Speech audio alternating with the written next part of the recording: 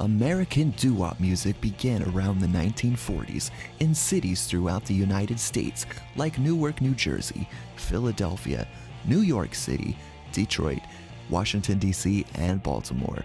Doo-wop music consisted of mostly love tunes with harmonic vocals and vocal overlays. One group based in New Jersey today are keeping the doo-wop music alive by performing classic hits throughout the East Coast. Tonight, I am talking with the Cameos on The Vinnie Langdon Show.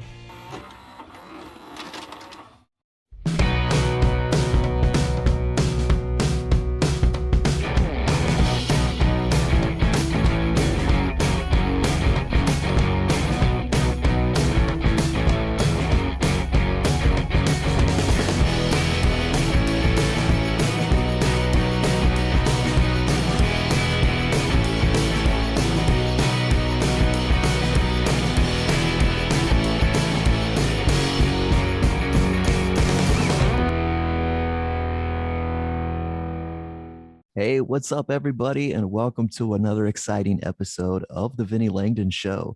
That's right, doo-wop music. And I was thinking, man, I want to educate my audience a little bit about the great classics, and I couldn't think of a group that is better for this job than asking the good old Cameos from New Jersey. Let's see who we got here. We got Chris and Danny. Welcome to the show, guys. Thanks for doing this. Oh, thanks for having us.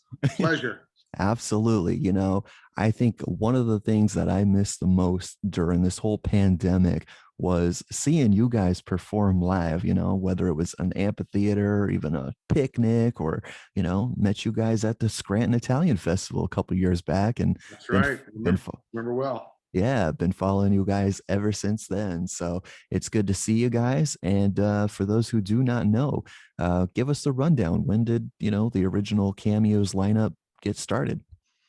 They started in 1958, and the founding member of the group, Roger Del Russo, started the group. There were 5 members. He passed away around 1992-93 and left the group to Paul Stewart, one of the current members who our drummer, who lives in Fair Lawn, New Jersey. He owns the group, runs the group, and took over the reins. And we have now 9 members that's in the group. I've been with the band now almost 15 years. Danny probably has been in longer as a substitute before he finally made the decision to get with the group. He was always filling in. When Paul made it an offer he couldn't refuse, he said, Danny, you've been filling in forever. You're right. Leave your other group and come to the Cameos. So he finally did that. And we have it's a nice thing we have. Yeah. And you guys, we talked before we were running the cameras here that, you guys are, pretty much primarily always busy. And when we say always, it's, 5-6 days a week throughout majority of the year, right? Tell us about that. Yeah, thank you. Very busy. Well, we're blessed. We're blessed to be working as a big group today. And everybody knows, today the money's not out there, and we're fortunate enough to get the money that we want to go out there and perform. And like I said, we're blessed. Some of the jobs that we've had have been unbelievable for the people that we opened up for. I mean, we played the PNC Arts Center, we played the NJ Pack Center, and it's crazy. Like, we opened up for Frankie Valli in the Four Seasons when the first date they came back into New Jersey. We were there to open up for Frankie Valli. We opened up for Johnny Mathis and at the NJ Pack Center. And we did shows with the Duprees and everybody. It's just, we've been totally blessed to be performing, with the people that were once out there making things, making their music in the 50s and 60s. Yeah, they laid the groundwork for us, Vinny. I mean, a local group that really never had a hit record. We're lucky enough to carry that on and bring it to of course, are the people that love the music, the people that grew up with it. But we're bringing it out to people that are, even my age. I'm 50 years old. I grew up with it from my parents listening to it. And then you bring it to their children, their grandchildren. And, it's one of that type of music where you can understand the words, and it brings you back to a simpler time. And how, things always come back around. Right. Right. As Danny said, we have been lucky. Very cool. Very cool. And like you guys said, you've been a part of this group, for 15 plus years now. And prior to joining the Cameos, one by one, you guys, we'll start with Danny. What was your background? I mean, I'm sure you were singing since you were a little boy, or was it much older? This is only a 20-minute show. How much time do you have? To be very simple, yes, I sang when I started singing very young. And I grew up in the South Bronx, and of course there were loads of groups out there, the Eternals, in which had Rockin' in the Jungle, Babalu's Wedding Day, and a whole bunch of other groups that were there. And I had my group, and it was called the Cordials, and we recorded in 1959. We recorded Dawn Is Almost Here on 7 Arts label. And then I moved out to Jersey, hooked up with a group called the Plazas, and we recorded with, we basically did a lot of background work for stars.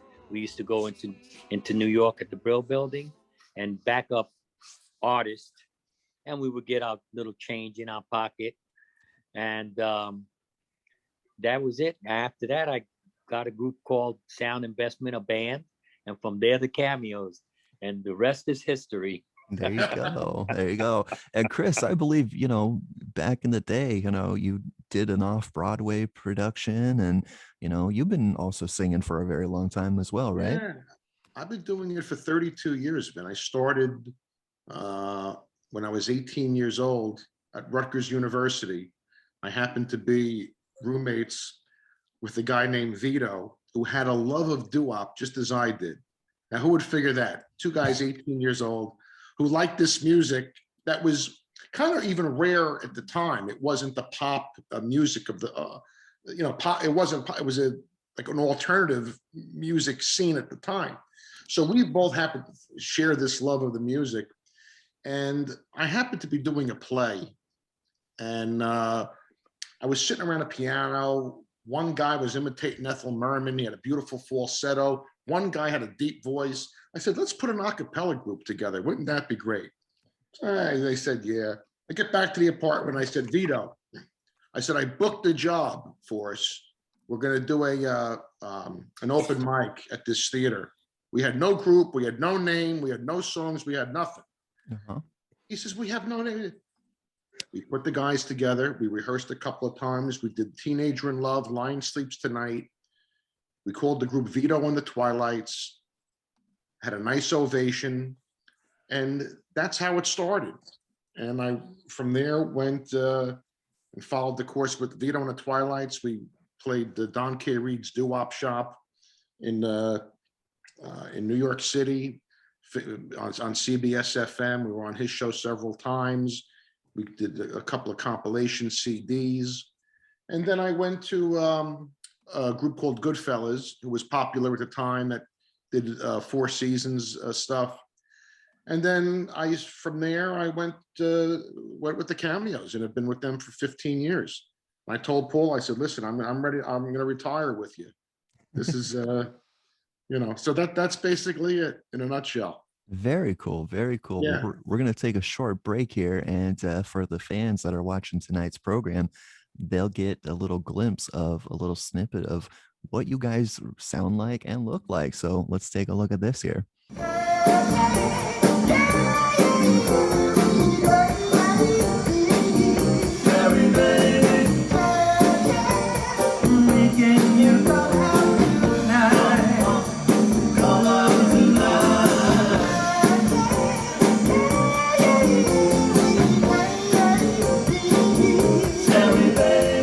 Go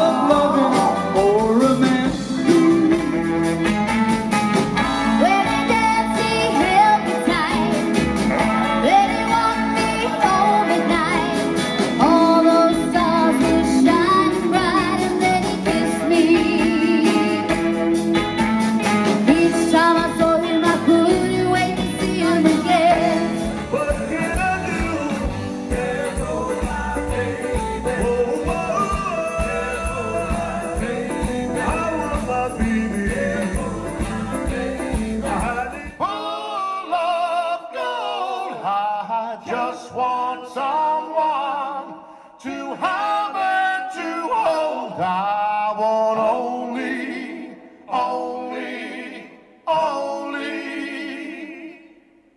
I want your love.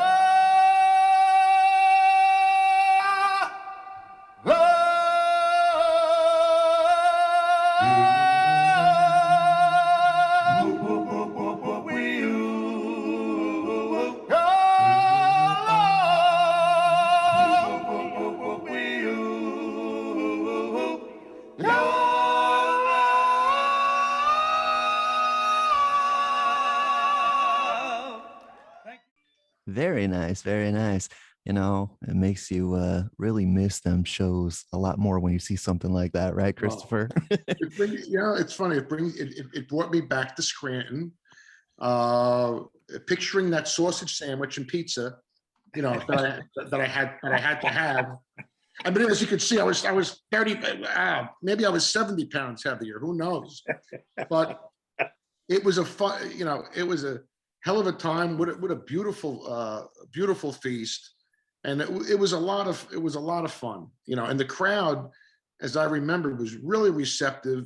And that brings out the energy in you also as a performer and a singer. You feed off that crowd, and when they react, it's just a great feeling. Right. That's a big thing. Yeah. And I think it was wonderful. Yeah. And I think what blows my mind personally is just, some of those songs that you guys sing, you can close your eyes and you can be like, wow, this really sounds like the Drifters are singing, or, Dion and the Belmonts. And it's like, talk to us a little bit about, the authenticity when you guys are learning, some of those songs or retouching on them. You guys obviously do a lot of, go back and do the research, and, tell us about that, Chris. You try to be true to the song, and Danny could shed some light on it too. He's more, certainly more experienced than me, but you want to stay true to the song and the melody, but you also kind of want to make it your own too. You're not necessarily imitating the group or copying them, but you want to make the person feel that that's where they were, that, where were they in 1958 when One Summer Night came out, or when they heard Blue Moon or Book of Love or My Prayer. Where were they? What feelings does it bring back to them? And you try to convey that in the song, and you try to be true to it, and at the same time make it your own. And we try to do that. We don't try to deviate too far away from the original, which some people might say, well, you're not original, or well, that's what made us successful in those years, keeping it, pretty close to that original recording, because a lot of these people are not here. And, we look at it as our responsibility and job to keep it going, as close to that original recording as possible, but at the same time, make it your own. Yeah. Does that make sense? Yes, it does. It does. Right? Keep the integrity of the song. Yeah. Just do a little bit different, here and there. We do our own, and that's it. There you go. And Danny, what are some of your personal favorite songs that you look forward to singing, on those nights that you guys perform? If you ask me, one of my favorite songs, Chris sings. Oh, come on now. Do I owe you money? Yeah. It is, honest to God. It is. That's funny. So how do you guys go, about, hey, you sing this song, why don't you sing this song? Do you guys ever switch from show to show? No. Basically what we do is, if we're putting let's say a new show together, everybody comes up with when we go to rehearsal, I may have a couple of songs that I would like to sing. And then Chris brings in a couple of songs that he likes to sing, and all the singers do this. And then what we do is I'll learn one song, and everybody learns the song I want to do. Then we learn one song that Chris wants to do, John wants to do. And before you know it, you know, and then of course, a lot of time, people make different suggestions, you know, like I may feel that I like this song and I think this song will go over, and that Chris is the right guy to sing it, or John is the right guy to sing it. And that's basically what we do. Gotcha. Yeah. Very cool. And, But- you know, go ahead. No, but the big thing is that we like to stay with songs that people recognized. Right. Because, you know, there's a lot of songs out there in the doo-wop era that a lot of people don't know, because it's really, you know, you have so obscure. You're like, what the hell is this? Right. Yeah, right. Yeah. So, you know, we like to stay with songs the popular songs that people really can associate with. Right. Exactly. There you go. And speaking of, you know, the doo-wop era, it's, you know, unfortunately, you know, even in the last 20, 30 years, it's been fading, you know, and, you know, to keep that alive and whatnot, you guys even have put out some CDs of your recordings where, you know, you can hope that, you know, your fans will purchase those CDs and pass them down to their children. Or not only that, but, you know, maybe someone, you know, in my age where it's like, you know, grandma and grandpa used to listen to these songs. They probably played these at their wedding, you know, when they were in high school at dances. And to be able, cool. you know, if someone out there wants to, you know, pick up one of those CDs and, you know, gift it to one of their grandparents, you know, you guys have a website, you guys have recordings on the internet. Yeah, quite a lot on YouTube.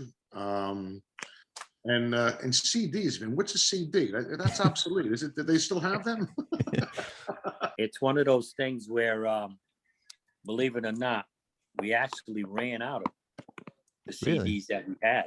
Wow. We Nice. haven't had CDs in a while, because we ran out of them, and we didn't want to reprint the CDs, because we wanted to get into putting out a new one.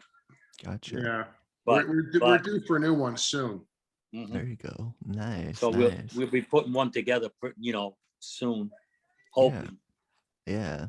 And you guys are really anxious for, you know, these state restrictions to be lifted, because for those who do not know, you guys mentioned earlier in the beginning of the show, primarily based in, you know, the New Jersey area, playing New York, Pennsylvania, and you guys are willing to go pretty much anywhere, wherever the budget fits, right?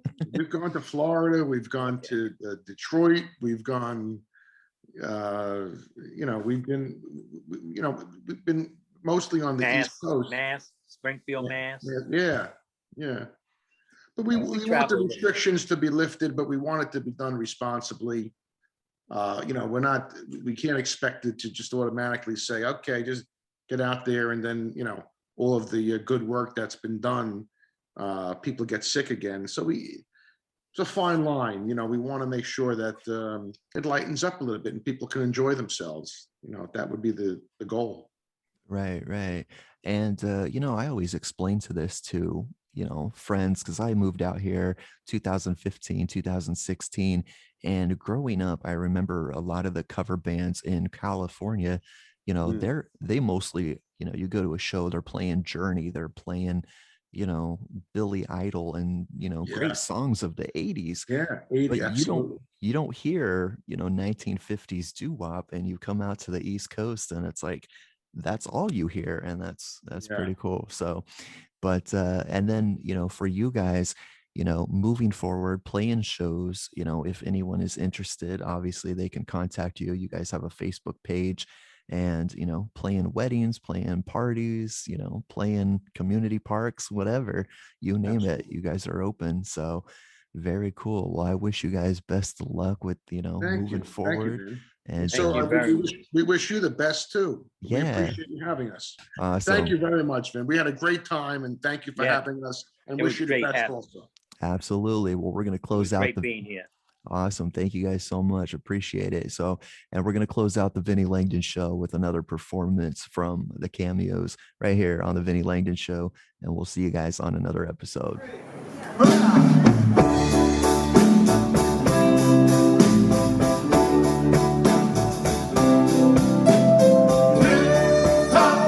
Listen to the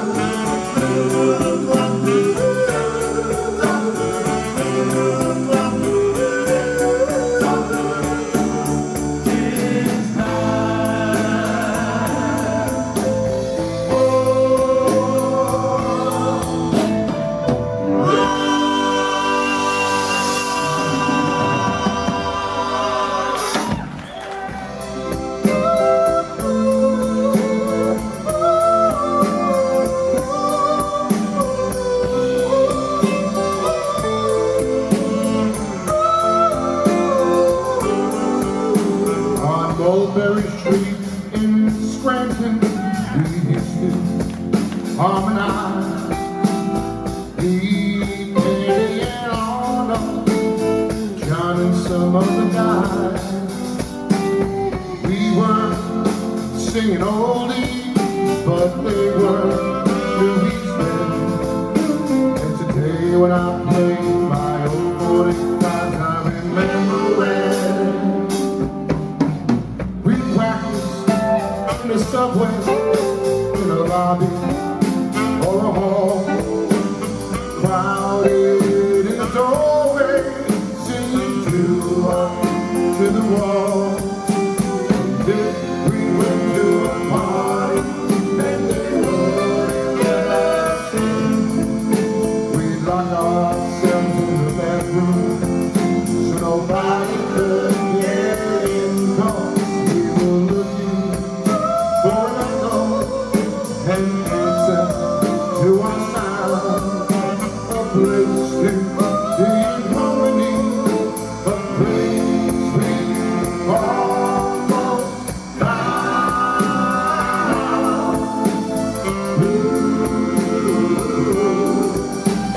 The birds would gather round us, how our heads would swell. We sang songs by the moon's glow, the harmonies and the dells. When we sang sincerely, we really sang it high.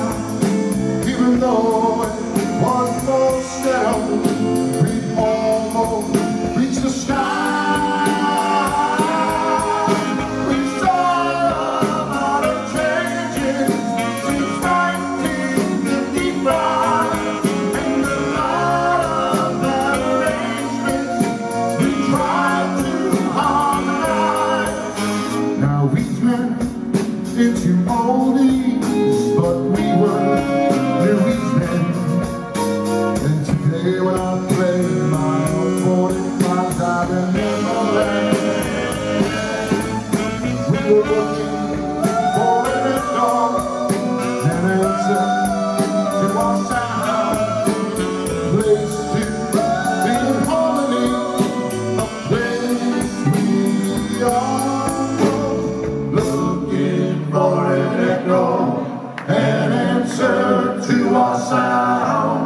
A place to be in harmony, a place we almost looking for an echo, an answer to our sound. A place to